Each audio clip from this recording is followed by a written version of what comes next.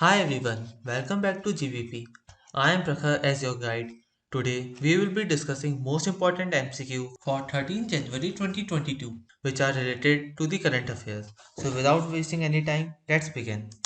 Question number first is Election Commission has hiked the parliamentary constituencies poll expenditure limit.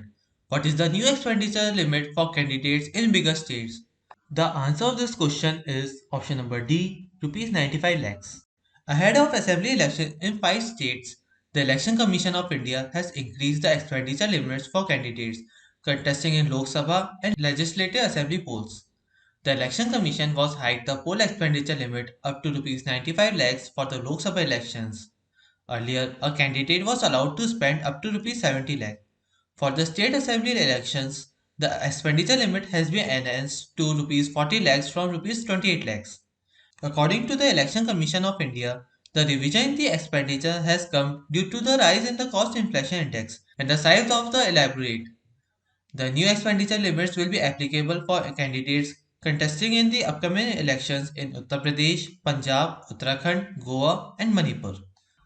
Now, question number second is what is the theme of 24th National Conference on E-Governance? The answer of this question is option number C, India's Decade Digital Governance in the Post-Pandemic World. Union Minister of Science and Technology Dr. Jitendra Singh has inaugurated the 24th National Conference on E-Governance in Hyderabad, Telangana. The theme of the two-day conference is India's Decade Digital Governance in the Post-Pandemic World.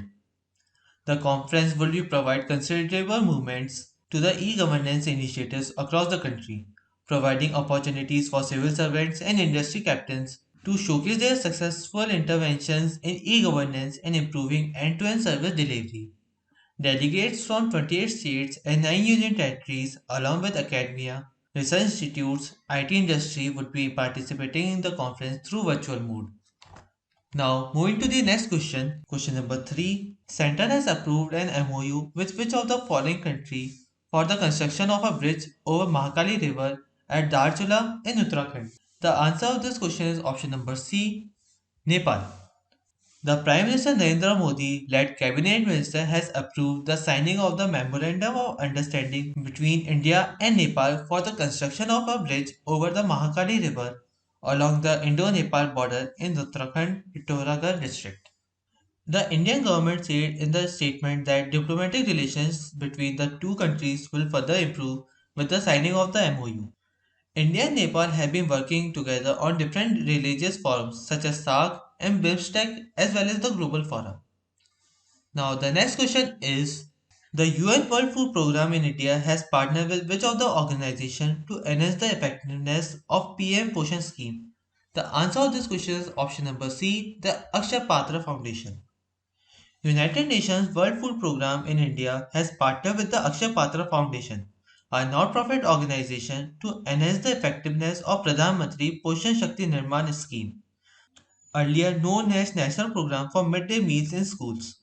The partnership aims to enhance food safety and hygiene products, capacity building of cooks cum helpers, and national quality of school meals.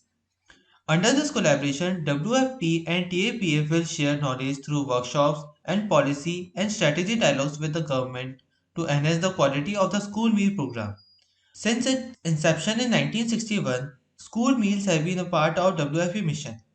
WFP has a decade of experience supporting school feeding and working with more than 100 countries to set up sustainable national school feeding programs. Now, the next question is which among the following countries has joined the International Solar Alliance as its 102nd and most latest member? The answer of this question is option number A, Antigua and Barbuda. The Caribbean nation of Antigua and Barbuda joined the International Solar Alliance as the 102nd member by signing the International Solar Alliance Framework Agreement, the India's-led Global Green Energy Initiative.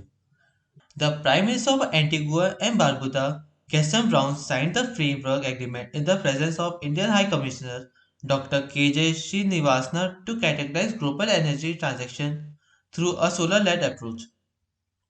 ISA was jointly launched by India and France in 2015 during the 21st session of the United Nations Climate Change COP21 in Paris to promote solar energy. Now, moving to the next question. Which of the following launched suicide bomber army? The answer of this question option number A Taliban. The Taliban will officially recruit suicide bombers to become part of the army as a militant group tries to contain its bigger security threat from rival Islamic states since forming government in Afghanistan 4 months ago. Before sweeping into power last year, the Taliban used suicide bombers as a key weapon to attack and defeat US and Afghan troops in 20-year war. Now the group wants to reform and organize the scattered squads of suicide bombers across the country to operate under a single unit and protect Afghanistan, said the Taliban deputy spokesman Bilal Karimi.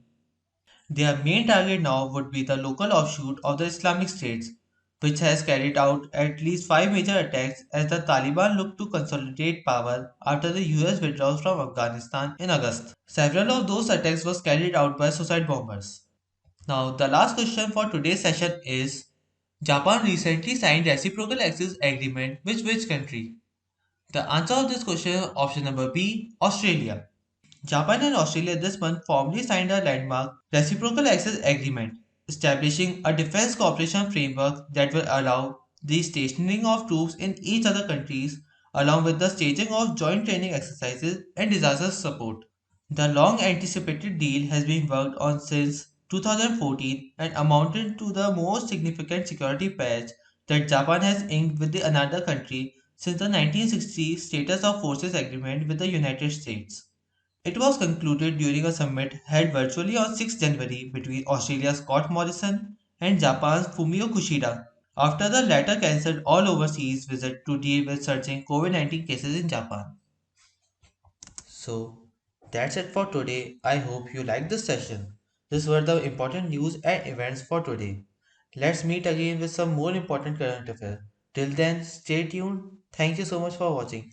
And please don't forget to subscribe GBP.